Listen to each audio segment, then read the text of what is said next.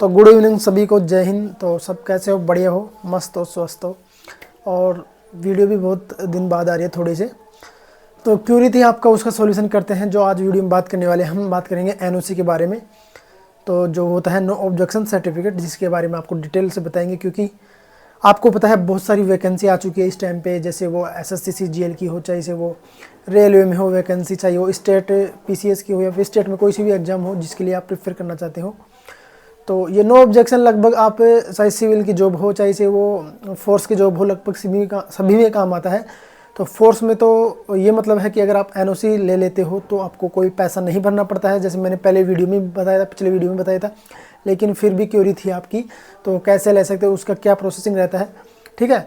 अगर आप civil job में हो, जैसे कोई सी भी, तो उसमें तो आपको सिर्फ एनओसी देना पड़ेगा, लेकिन पैसा तो उसमें नहीं, आप एनओसी दोगे तब भी पैसा नहीं भरने पड़ेगा, ऐसा कोई दिक्कत नहीं है। लेकिन जो आप फोर्स में कर रहे हो, जैसे सीआरपीएफ, एससीएम हो, या सो बीएसएफ हो, चाहे सीसीआईएसएफ हो, चाहे सो एसआई हो, कोई से भी हो, उसको बोलते हैं अपन टेक्निकल रेजिग्नेशन, जिसके बारे में हम बात करेंगे आज। जो ये है, जो मैंने लिया था, आप देख सकते हो बिल्कुल पे, तो इसके बारे में बात करेंगे। जो यह टेक्निकल रेजिग्नेशन बोलते हैं, इसको अनापत्ति प्रमाण पत्र बोलते हैं हम।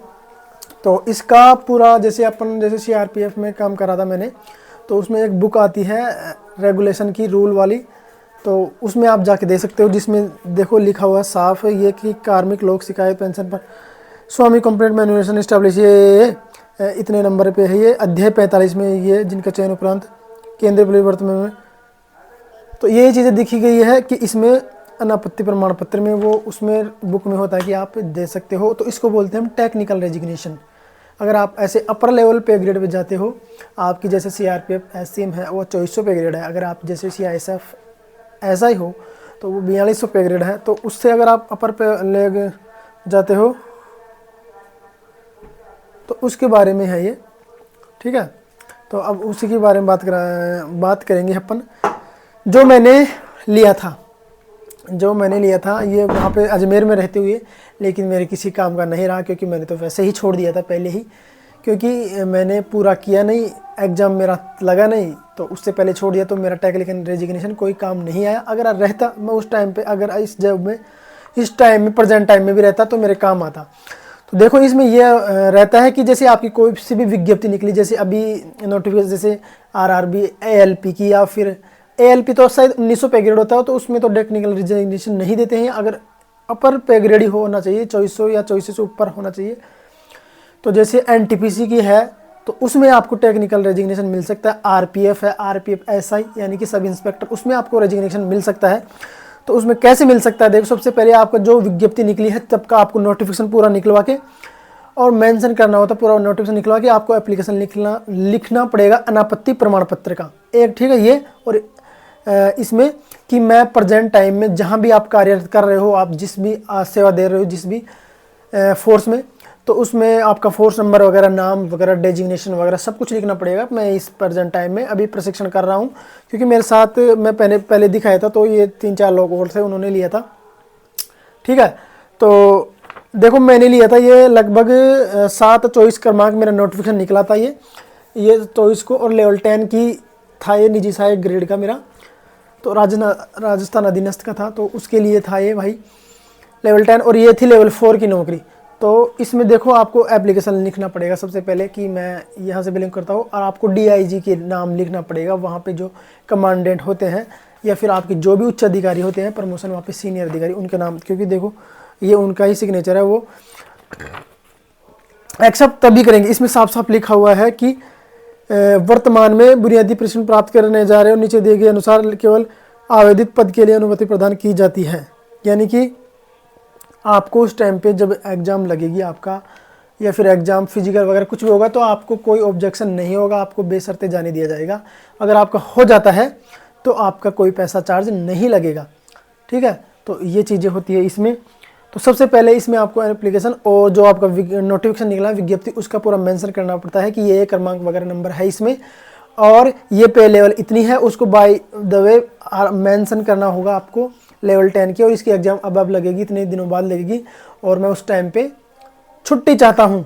तो फिर ये आपका जो भी आपकी ब्रांच है जो जिसमें देना होता है, तो वहाँ पे दे दीजिए पूरा लिख के। फिर जमा करना होगा, फिर वो देखेंगे उसको, फिर वो तुम्हारे अधिकारी देखेंगे। अगर लेवल पे इसकी अपर पे ग्रेड है तो सब कुछ चीज़ें सही रहती है तो वो एक्सेप्ट कर लेते हैं। फिर आपको अनापत्ति प्रमाण पत्र ऐसा लिखने के बाद, ये अनापत्ति प्रमाण पत्र उसके बाद मिलेगा आपको। जैसे एप्लीकेशन लिखोगे तो फिर उसके बाद वो हाँ एक्सेप्ट हो गया, ठीक है, हाँ हम एक्सेप्ट करते हैं, आपको जाने दिया जाएगा।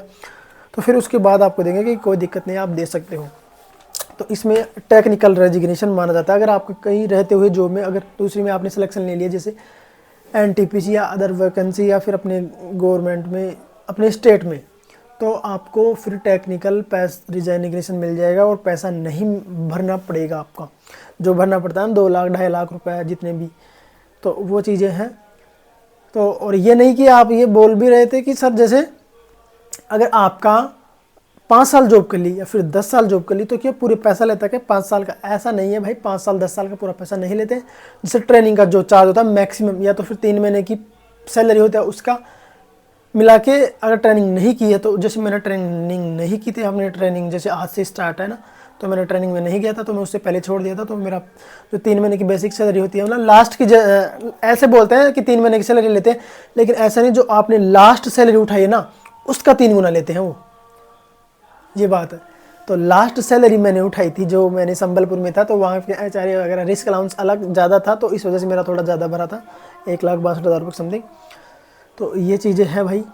अगर आप ट्रेनिंग काट ले तो फिर आपका चार्ज ट्रेनिंग का ज़्यादा लगता है, बस यही है ट्रेनिंग का जो 4 महीने का या 6 महीने का जो ज़्यादा बनता है। ऐसा नहीं पूरी 5 साल का ले लेंगे, ऐसा कुछ भी नहीं है। आपके 2-2.5 लाख रुपये, 2.5 लाख इससे ज़्यादा तो मेरे हिसाब से जाते नहीं होंगे। अगर आप सब इंस्पेक्टर सभी छोड़ते हो ट्रेनिंग करके पूरी, लगभग 2.5 या 3 तो मैक्सिमम है, 2.5, तो यही रहता है। लेकिन आप कर पाओ तैयारी तो आप रेजिग्नेशन दे सकते हो बीच में तैयारी करके, एनओसी लेके। लेकिन आपको पहले एनओसी का फॉर्म ये सब कुछ अभी करना होगा, क्योंकि वैकेंसियाँ बहुत सारी आ चुकी है, और वैकेंसियाँ पूरी सीजीएल में, एनटीपीसी की, आरपीएफ की, सभी की है, और आपकी स्टेट की एग्जाम हो कोई भी, तो आपको ये काम अभी करना होगा। तो इस वीडियो को ज़रूर पूरा देखा तो आपके समझ में आ गया होगा, और मैंने पहले वीडियो में बताया था, लगभग पूरा डिटेल में बता दिया था, ठीक है।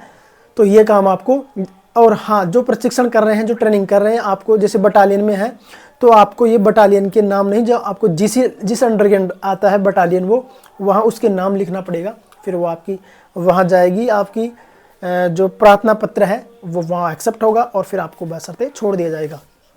तो ये इन्फॉर्मेशन है। तो इन्फॉर्मेशन अगर अच्छी लगी हो तो लाइक शेयर कर देना भाई। आप लोगों के हित के लिए वीडियो बनाया है, अगर आप लोगों के हित में रही हो वीडियो तो बेस्ट ऑफ लक, तैयारी करते रहो। जय हिंद सभी को।